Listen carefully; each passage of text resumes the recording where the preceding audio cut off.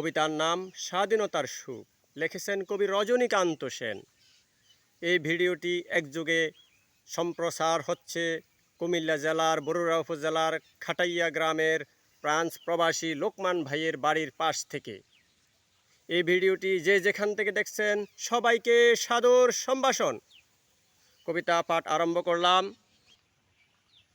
বাবুই পাখিরে ডাকি বলিছে চড়াই, কুড়ে গড়ে থেকে কর শিল্পের বড়াই। আমি থাকি মহাসুখে অট্টালিকা পরে, তুমি কত কষ্ট পাও রোদ বৃষ্টি ঝড়ে। বাবুই হাসিয়া কহে সন্দেহ কি তাই, কষ্ট পাই তবু থাকি নিজেরও বাসায়। ফাঁকা হোক তবু ভাই পরেরও বাসা, নিজ হাতে গড়া মোর কাঁচা মোর খাসা। ধন্যবাদ এতক্ষণ পর্যন্ত আমার সাথে থাকার জন্য। খোদা হাফেজ।